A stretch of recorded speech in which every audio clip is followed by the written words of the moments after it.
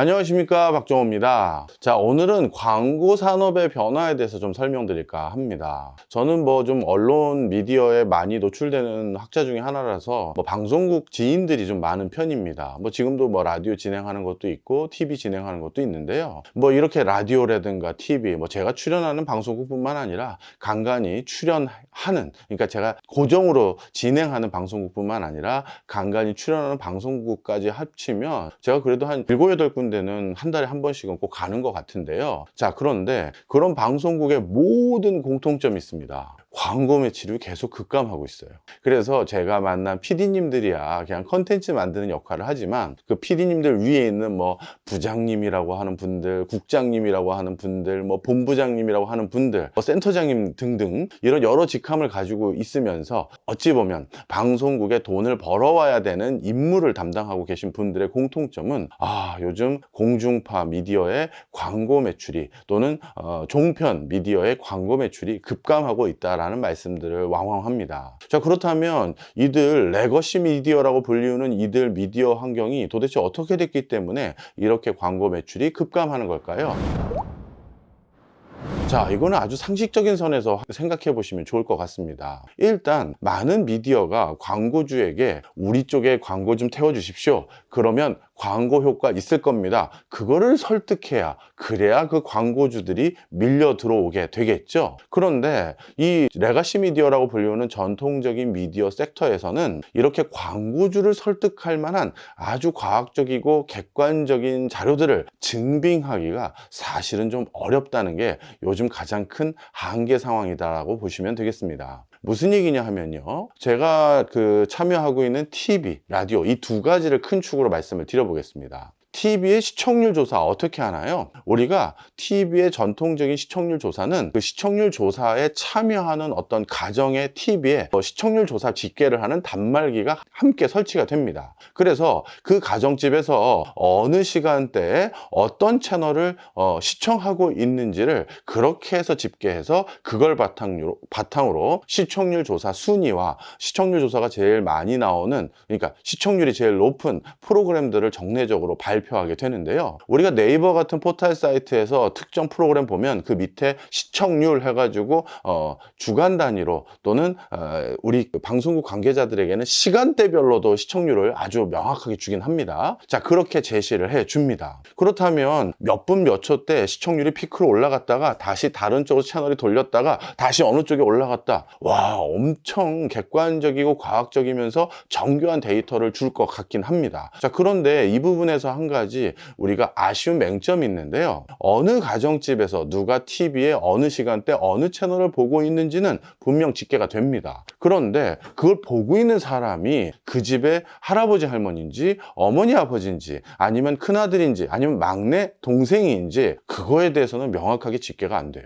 우리가 광고라는 것은 각각 타겟팅된 정확한 고객들이 있습니다. 예를 들어서 중고등학생들에게 소구하기 위한 제품들이 있고, 기성세대들에게 소구하기 위한 제품들이 있고, 또는 장년층들에게 소구하기 위한 어떤 제품들이 있을 거예요. 그렇다면 광고주 입장에서는 우리는 어떻게 보면 나이 드신 분들의 건강 보조식품인데 그걸 중고등학생이라든가 초등학생이 보는 거 아무 의미가 없을 수도 있겠죠. 그런데 공중파 미디어 같은 경우는 바로 이렇게 본다라는 것은 알려주지만 정확히 누가 봤는지까지는 정보 전달이 안 돼요. 그러다 보니까 광고주들 입장에선 다분히 갸우뚱할 수밖에 없는 부분이 있는 거죠. 라디오는 좀 더 심각한 수준입니다. 라디오는 라디오 전파가 그냥 공중에 이렇게 계속해서 무차별적으로 전송되는 것이기 때문에 그 주파수를 누가 잡아가지고 지금 듣고 있다는 걸 명명백백하게 집계하기가 기술적으로 아직 어려운 건지 그렇게 집계가 안 되나 봐요. 그래서 라디오 청취율 같은 조사는 어떻게 되냐 하면요, 특정 라디오 청취율을 조사하는,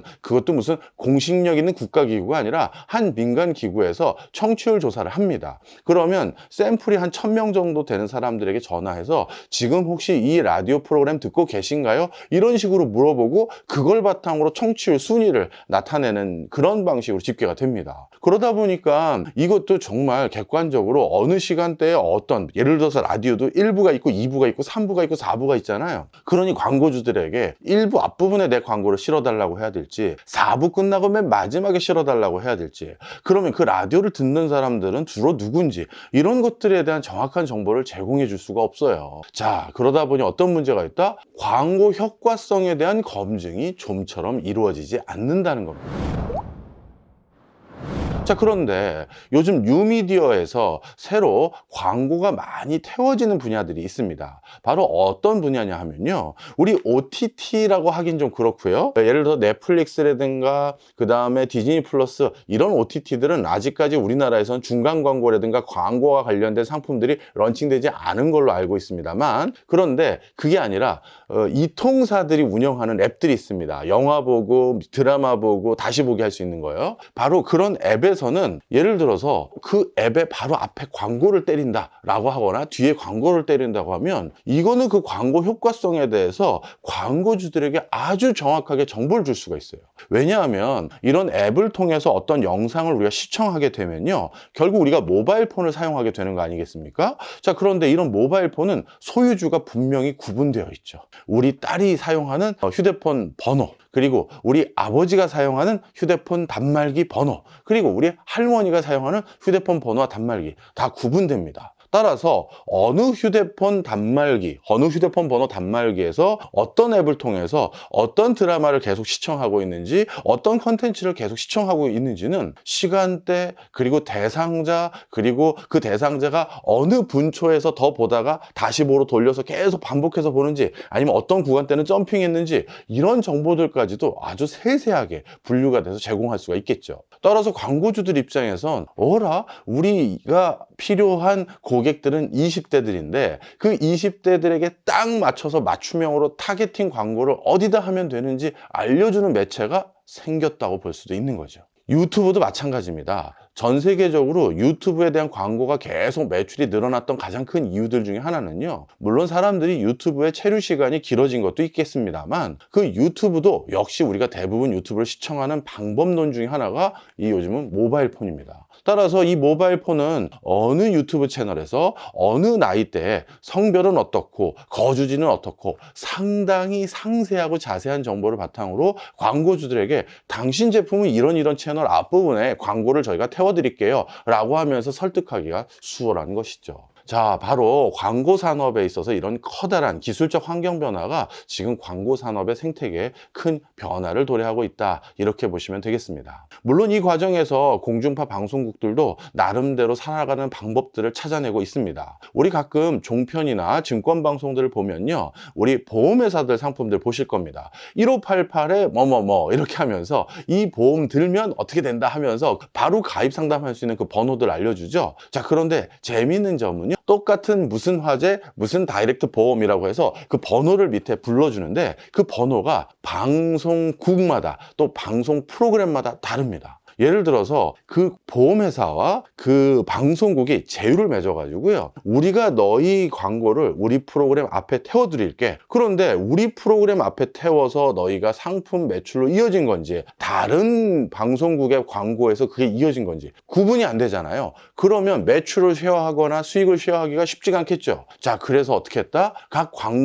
방송국 앞부분에 우리가 트는 이런 금융 상품 관련한 광고들 같은 경우는 상담 번호가 뒷자리가 다릅니다. 아, 그래서 이 번호로 온 거는 한국경제TV에서 광고 보고 전화 온 거구나. 아, 이 번호는 KBS 조이를 보고 광고한 거구나. 이걸 따로따로 분절적으로 집계를 할 수 있게끔 만들어서 해당 방송국과 그리고 그 금융회사가 수익을 쉐어할 수 있도록 나누는 형태로 하고 있어요.